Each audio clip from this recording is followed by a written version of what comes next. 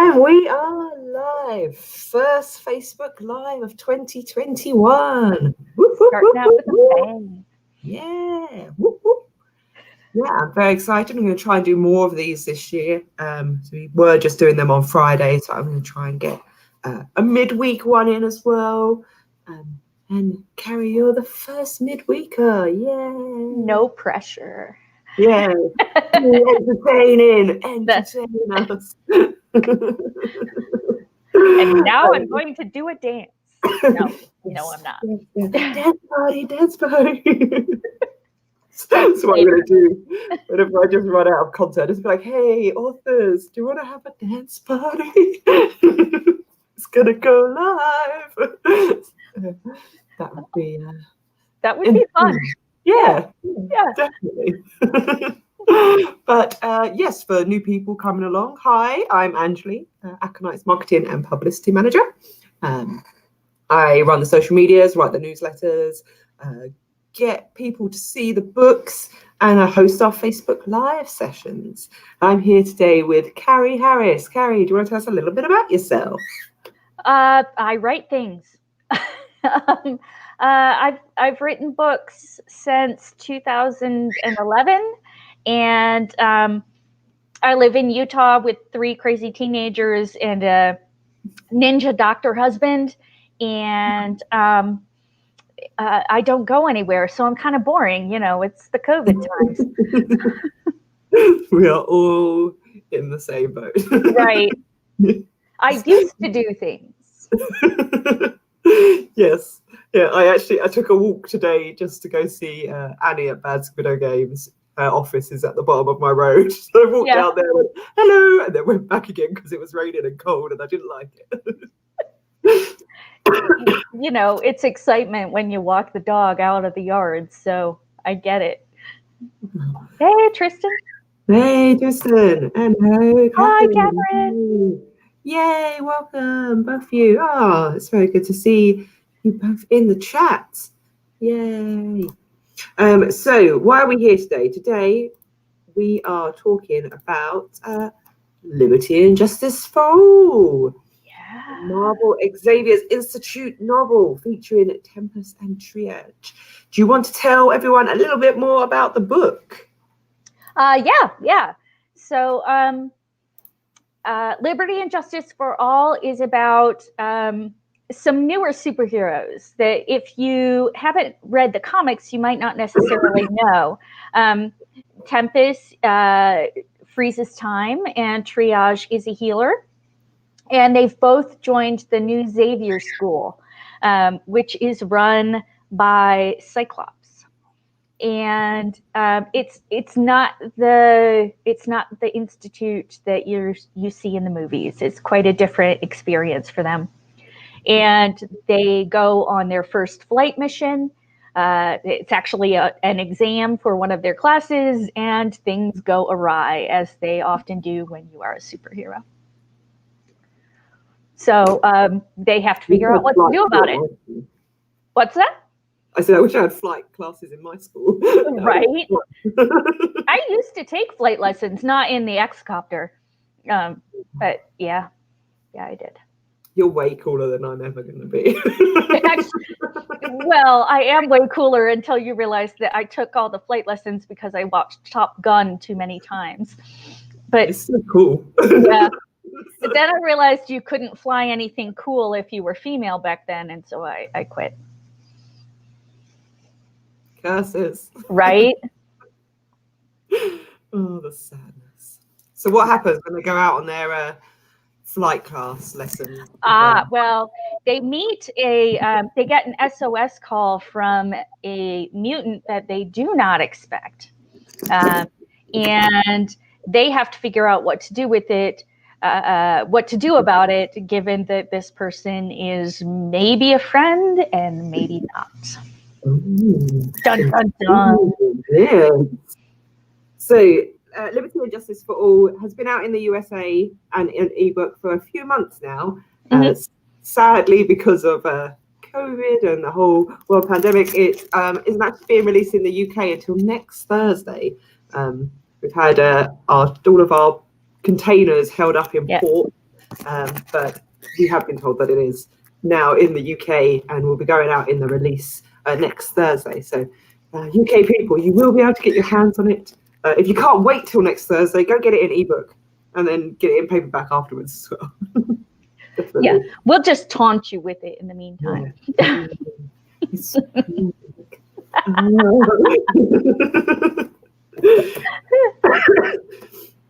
So it's set in what we're calling Aconite 618. It's not the official world, but it's the one that we're coining, and we decided if we say it enough times, Marvel will make it a real one. Right. Official world. So yeah, we are adjacent to current Earth 616 in all that we do Marvel-wise, whereas we follow some lore and some we take some liberties on. So just how canonical is this book for those fans of the Marvel Universe, comics, etc.? Yeah, it's pretty darned close. I am a huge comic geek. I have my long boxes full of comics, and I had to quit buying physical copies and start with Marvel Unlimited because I ran out of space. So you can actually pick where it fits in the comic series. They're very specific issues that it kind of fits between. There are a few minor changes, like there's some of the mutants have come from the past and they've come forward in time, so you see some familiar faces from when they were young, and some of those people didn't make the book just because there were too many people. Yes, yeah, I know. Yeah, Marvel's a bit sort of strict on how many people you can have in a book and who you can have in a book. Yeah, and keeping up with them all. Exactly. It was more keeping up with them all and trying to, mention everybody. And after I was done writing it, I was like, well, these other people are actually here, but You can write a side novel from their perspective, like the Lion King. It's so fun. Can I, please? Yeah, I've given you permission. Well done. Thank you. I have all that control. So do I. So, Terabithia, shush, please. So you mentioned some of it's quite canonical to a couple of comics in the Uncanny X-Men? Yep. Were they a big influence for the Marvel writing then, or was there anything else that you sort of used in order to make your story up? Yeah, mostly I just read the comics over and over and over again. I actually had them. So it's Bendis's run on Uncanny. Right at the beginning of it is when this is set. So I had about 15 to 20 comics just sitting on the bed next to me. Because we have one of those beds that sits up. And it was the COVID time. So that was the only place in the house where I could be alone and concentrate. So I would sit there with them right next to me and flip through them as I was writing to make sure that I got the voice right and what does this room look like and things like that. As for other research, I did watch the cartoon, but that was less research and more because I wanted to. Yep, I respect that. Yeah. Tissa says they enjoyed the book. Yay! Thank you. You should read Tristan's book. It's Domino, and Domino is awesome, and you should read it. Yes, and I this is one of my favorite things is when I see our authors like all reading each other's books and talking about each other's books, and then like also using each other's books as like influence for the next stories that they're writing. It's very nice. It gives me a warm feeling. Well, that's, I think, been one of the coolest things about this is that everybody's talking, and we all want to help each other, and everybody's good people. I mean, that never happens. I probably jinxed us. No, it's fine. That's right. I'll knock on everything. Yes, it is. Yes. Yeah, I don't get to read comic books for work. I should, so I can expand my knowledge of the Marvel universe. But then I couldn't come on here as the person asking the questions like, well, for people who don't read comic books, definitely not me, but for other people who might be interested. Well, see, then you can ask both questions, you know? Yeah. But that's what I've got Catherine for. So she comes in. There. Catherine can ask all the questions for the comic book fans, and I'm for the people who've never read a comic book in their life. Right. I've read a few graphic novels, but I haven't read comic books ever. If you ever want recommendations, I will overwhelm you. Excellent. Krista did the same thing. Yeah. I was like, who is this squirrel girl you talk of? And they were like, here.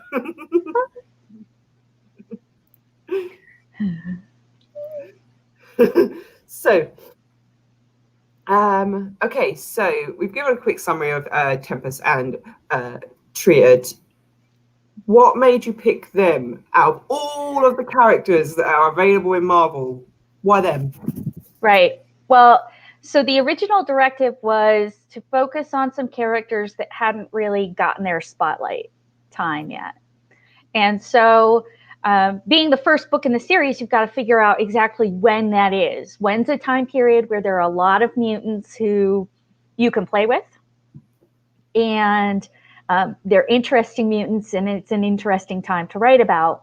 And this time period has two schools.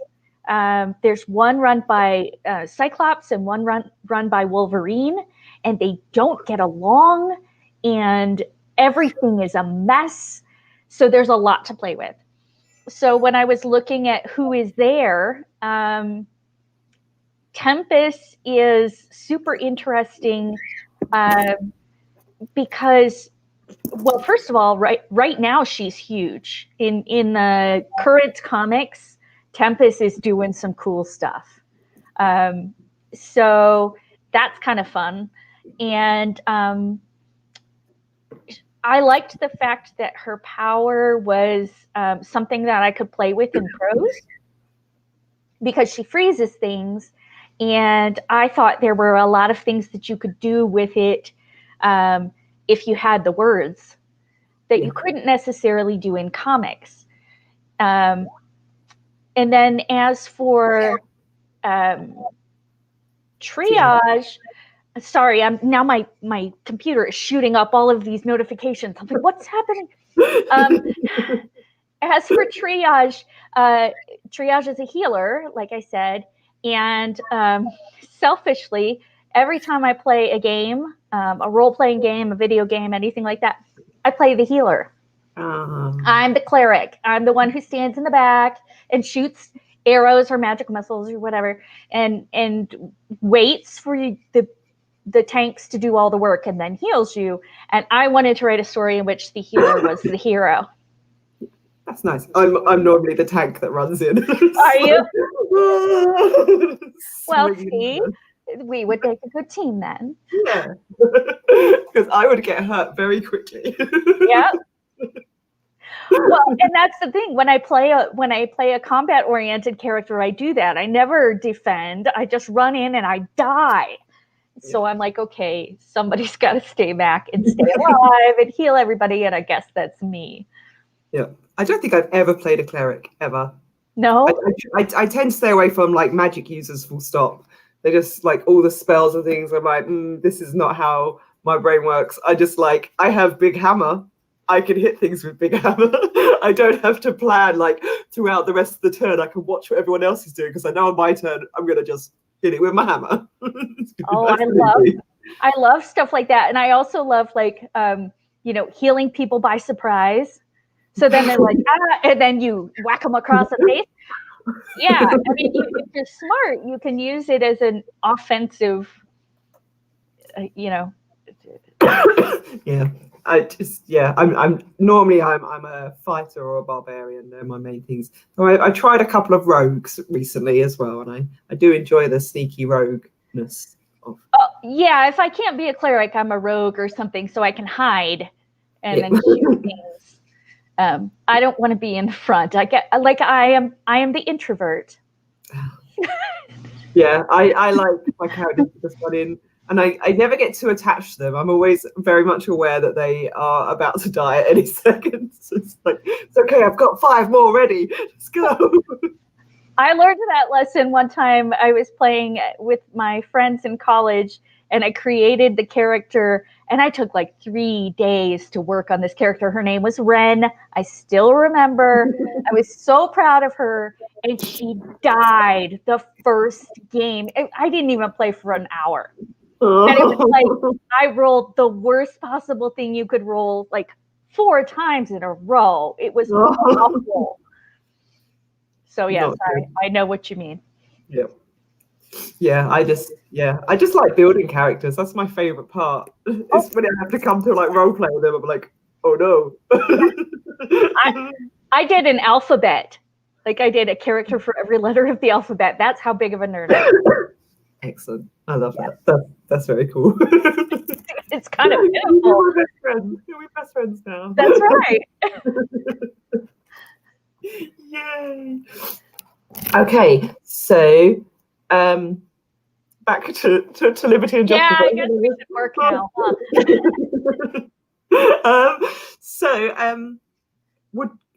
Would you like to write more about Tempest and Triage? And if so, where do you see their antics taking them next time? Well, I would love to, but there are some problems with that.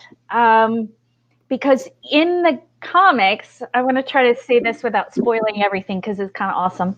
Okay. In the comics, something happens to Tempest right after this. And it's big.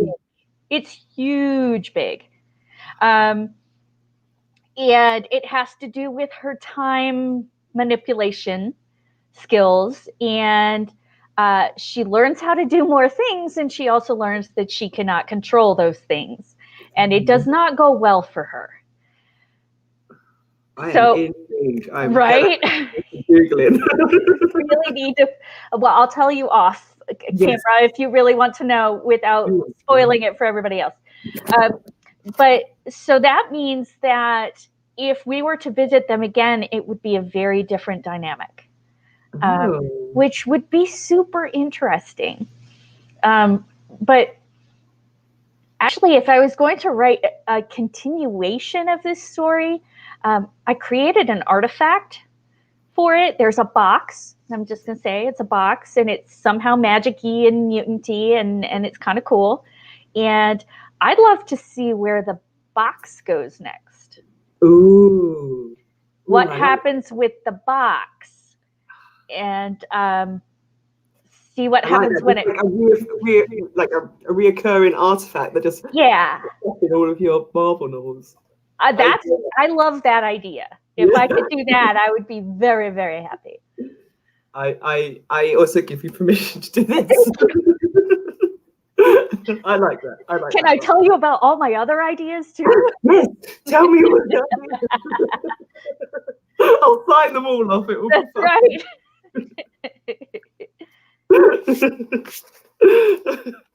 Well, luckily Mark doesn't normally watch these. Like, what have you signed off on? Lottie's sitting in the background pulling her hair. Because surprise! Please tell us all the things. Yes, says, please tell us all the things. We're trying. I know. All of the things. Okay, who is your favorite Marvel character of all time and why? Well, my first love was Kitty Pryde.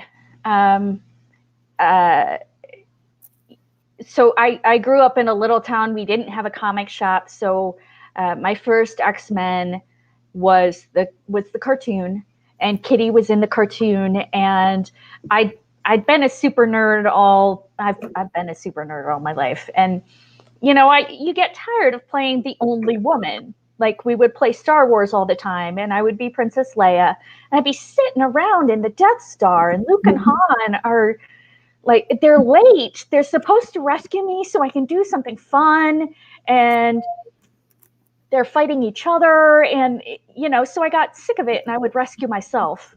Yep. And I love Princess Leia, and I don't know how I got off onto Star Wars, but The fact that there are multiple women, and Kitty Pryde could have lived next door to me.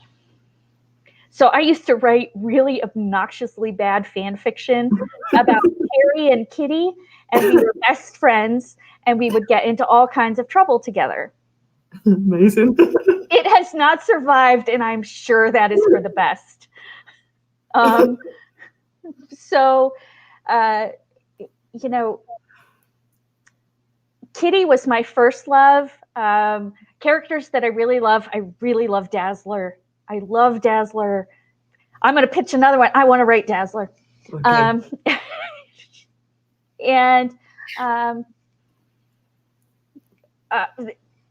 the bad guy character in Liberty and Justice for All is one of my all-time favorites, and that's part of why I picked him. But I'm not going to spoil it and tell you who he is.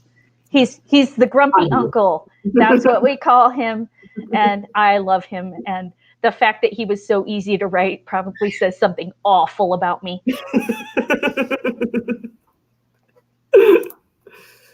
So, Catherine asks, I don't know, this is for Carrie or Anjuli can answer. Will events like 10, X of Swords, Dawn of X, etc. affect the course of Aconite's Marvel books? I think it would depend. I mean, I'm not answering officially, but I would say I think it would depend on where the lines go. Yeah. Because Xavier's Institute line right now is tied to this moment in time. That may develop and change. Asgard obviously is kind of off there, and Asgard's got its own history to deal with. Yeah, and a lot of the Asgard stuff is looking like in the past anyway, so it's not looking at current events and things that way. It's looking at the heroes and finding out a bit more about their past and building it that way. Well, I think the other problem with staying current to those events is that you've got to wait until the comics come out. I mean, it's hard to stay up to date.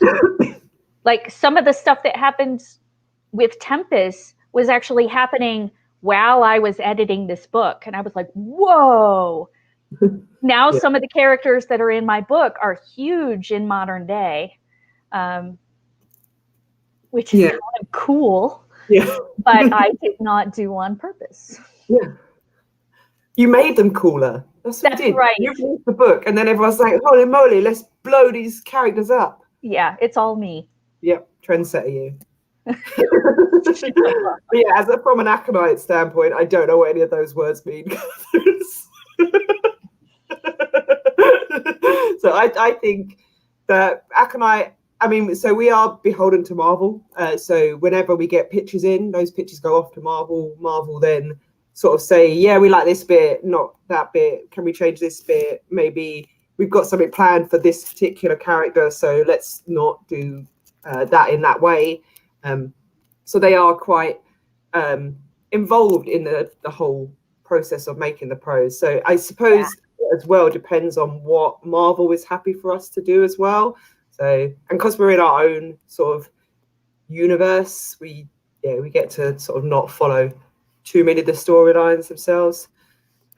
We'll see. Do you know what I'm really excited for? WandaVision. I have no idea what the story is with it, because obviously I'm not a comic book person, but I just keep watching the trailers and I'm like, this seems really cool. I don't know what's going on. I've seen the films, so I know like what happened. But I'm like, oh, I'm very intrigued by this, and that starts on Friday, doesn't it? So I'm intrigued for watching this. I'm psyched. There's some fun stuff coming out. Yeah. Trista says, hard to stay up to date. Definitely, books have to be written before some of the new comics even come out. Yeah. Just asking because Carrie's comment about Tempest's development, I don't actually know what happens, but I figured it'd been a recent arc. Yeah, it was really a happy accident, but kind of like Bob Ross, but I'll take credit for it. Let's just pretend that I did it on purpose. You did it. That's right. So what's your favorite thing about writing tie-in fiction as a genre to write within? Well, I guess I just love, I'm the person who will see a movie or read a book and automatically start telling more stories because I want more. So from a purely self-serving fan point of view, it gives me the opportunity to scratch that itch. Like, I love these characters myself. I want more of them. So the fact that I get to help make that happen is probably one of the coolest things I've ever done. And what about challenges? Because I imagine there are some, but how do you sort of overcome those when you come across them? I mean, really, it's just kind of trying to find a story that will fit. Because if you go in with your mind made up about what story you want to tell, you're inevitably going to find out that there's a thing in the history that makes that story impossible. So you've got to stay flexible, which can be difficult. And the other thing is that I used to be a pantser. If you talk to writers, you'll hear people talk about being a plotter versus a pantser. And plotters make all the lists and the outlines and everything. And pantsers are just like, hey, this thing happens. Let's go find out. And they just write. And I tried pantsing with a tie-in novel. Does not work. No. So I have become the organized person with the spreadsheets and the lists and it's kind of obnoxious. I'll take maybe a month or two to prep before I write anything. Yeah, whenever I was at uni and had to write something, I'd be a pantser. You're in. I can write this report. And it's fun because you get to find out what happens along with the characters, but then you realize you've written yourself into a corner, or you don't have all the facts. One of the first pieces of tie-in fiction I wrote, I read and I looked and I thought I'd done my research, and then I found out halfway through that I had set the book in near Chicago, and she was from Nebraska. And so I ended up making her from Nebraska Township in Illinois. I had to call it something. No. Yes. And I can imagine you don't want to make those mistakes with time fiction, because there's so many people that are already tied to that lore. Making a mistake can avalanches. Yeah, you've got to get it right. It's it's important. Yeah, definitely. Yeah. Okay. So what have you been up to over lockdown? Like, what's been keeping you busy? I mean, I don't normally go places because I'm I stay at home. But I did start a role-playing game, Jane Austen role-playing game every Wednesday night with one of my old best friends from high school who I haven't seen in 20-some years, and a couple other friends, and we have a blast. And the game is set up so you play, and then you write each other letters about the awful things that just happened, and then you go and play again. So that's been tremendous fun. I'm also learning how to make Grafgans. You know how Afghans, you crochet Afghans? Yeah. Well, you can do them with simple pictures, like pixelated art. Oh, yeah. Yeah. So I'm doing that. So I can make nerd blankets. Yeah. Yeah. I started a time ago. I've got a bit of an echo. Is it gone? Yes. Okay. Yeah. I started doing a crochet Monkey Island blanket for my brother. He was going to have Guybrush and LeChuck next to each other, and all pixelated. And I realized it's going to be 5,000 squares or something to make it a decent size. So yeah, that's currently in a box somewhere. I think I started that 5 years ago. Yeah. I'm keeping it. Well, I've always wanted to do that. There are actually patterns that you can get that have, they're slightly larger. I'm going like this. They're slightly larger boxes. Yeah. So it's not so huge. It'll be a regular Afghan size, but Yeah. You should be able to read the picture. Exciting. I haven't listened to Crochet in ages, actually. Yeah. Something I probably should have tried to take back up in like lockdown. I got super into it for ages and just like sitting by the TV, just knitting.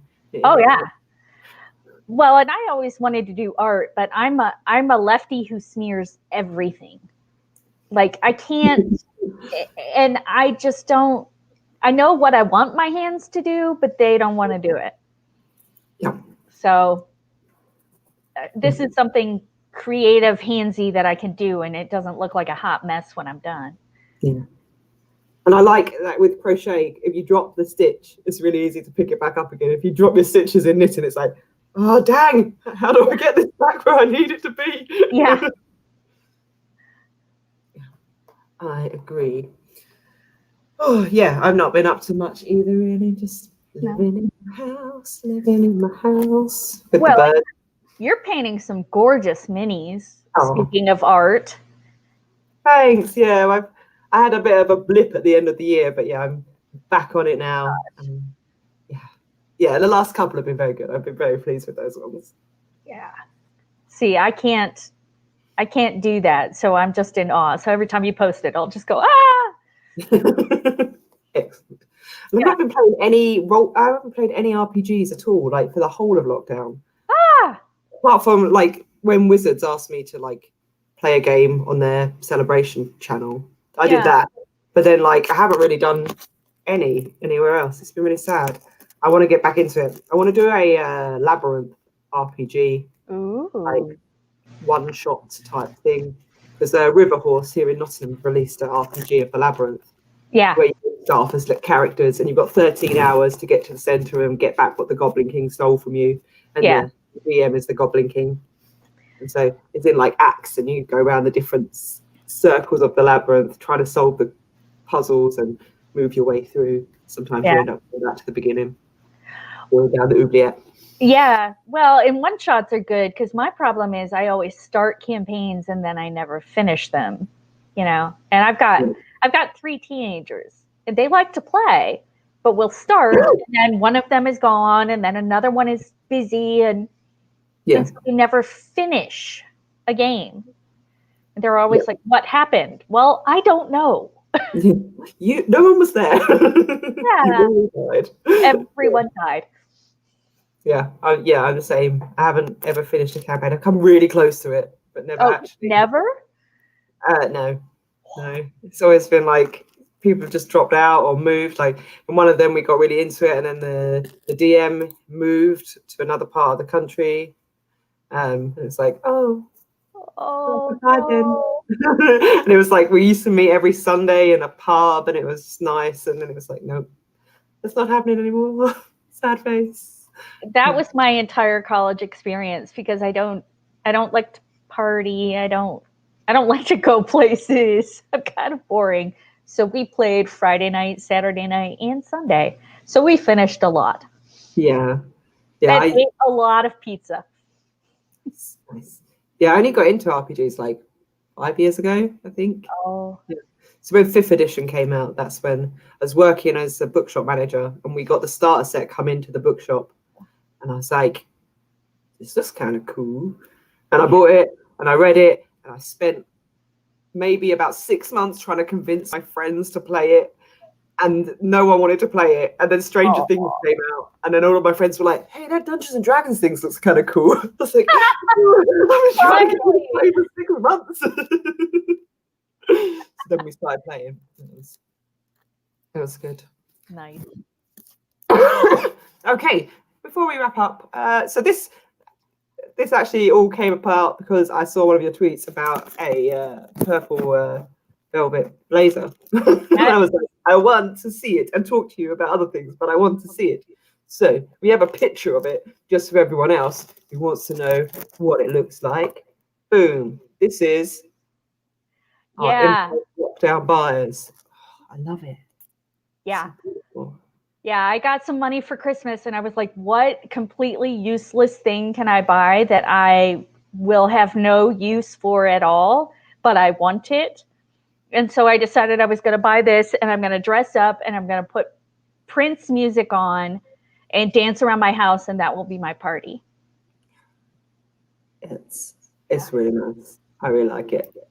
I hope it's a little more purple. It's kind of hard to see how purple it is. The sort of green background, it looks a lot darker. Yeah.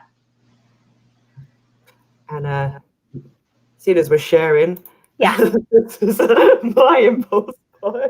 I want those so bad. They're gorgeous. These are from a regular choice. They're called Roasty Toasty, and the inside is like a brushed cotton tartan, which is very nice. They are ridiculous, but delightful. Very, very. And they're very comfortable, actually. I've been wearing them around the house because obviously no one can go anywhere, so I can't show them off. Yeah. I've been stomping around the house and them trying to wear them in. Very beautiful. Tristan has noticed Terabithia on the camera. Yes. I've been trying to distract her. She likes pencils. So I'm like, what's this over here? Trying to play it on the desk so she leaves the screen, but she's always coming back. There she is. Come on, come get the pencil. Come get the pencil. Like, she eats so many pencils. Really? She just likes to gnaw at them and like swing around them. Like, if I hold it up, she like swings around it like it's a pole. It's a pain, bless her. But delightful. So, has anyone in the chat got any questions at all? I have a bunch of source books. I've never played a live game. What? We need to have an Aconite Authors game RPG night. Yeah, we need to be playing some Terranoth if I can ever learn how the dice work in that thing, or just go completely off brand and we just play some games. I've got nothing to do with any of the IPs that we hold. We should definitely or we build one up that's set with one of our books. Ooh, we could do it. Like, I could do it. Like last summer, that was I enjoyed that a lot. That was good fun. We should I'll think on it. Yeah, see what we can do. Yeah, maybe we can like organize, have like a monthly game that maybe we stream and everyone get the authors in to come play the game. I like it a lot. Yay. I like it, Kathleen. Yes, it will arrive. It will arrive next week. 21st it gets released. So you will get it next week. Fingers crossed. Unless something terrible happens. But as far as I know, it's in the UK, it's in the warehouse, it's out of boxes. Yes. It is available. You will have the book. Don't worry. So have you got anything else to plug whilst we're here? Anything cool you're working on? Doesn't have to be Aconite, it can be anything you're working on. This is Yeah, well, actually, I have a book coming out this spring. I don't yet have a release date, but it's called Elder God Dance Squad. And it's about Lovecraftian horrors that are unearthed underneath a high school, a U.S. high school. And the only people who stand in their way are the school's dance squad. So it's a bunch of girls in go-go boots and tiny skirts and pom-poms, and they have to save the world. Excellent. It's a dance-off, bro. Actually, there are many dance-offs in this book, because how else do you save the world but dance off with cultists? Yeah, that's how I'd save the world. I'm not a great dancer. I'm not a great dancer at all. I'm all like arms and legs and just like. That's actually kind of what the cultists do, you know. That's what would happen. I would be mistaken for a cultist and killed by my own team.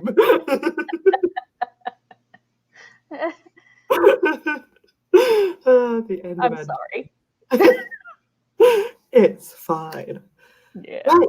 Well, for anyone who wants to find out more about the book, I put a link in here for you. You can follow that to the Aconite store. It will take you directly there. You can find out more about the book. You can see links to other reviews and other interviews that Carrie has done. You've been prolific talking to all of the people.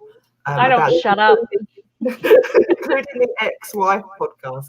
And I've been very much enjoying your podcast. Oh, gosh. That was so much fun because they actually talked spoilers. Like they're very good about saying, you know, this is where you want to stop. But yeah, that was a blast. I'm really enjoying the back and forth between you. That's how I found out that it was in the Uncanny X-Men universe. Got to say smart words and make it sound like I totally knew what I was talking about. You were great. You knew all the things. Right, well, I think we shall call it a day there. Thank you very much for coming along. Thank you everyone in chat for hanging out with us, asking questions, keeping us entertained. And I shall see you again on Friday, chat, for my talk with Clint Werner about the Sword of Surtur. This is the new Marvel Asgard's one that came out in the USA in ebook last week. Ooh, excited. But until then, see you all later. Bye.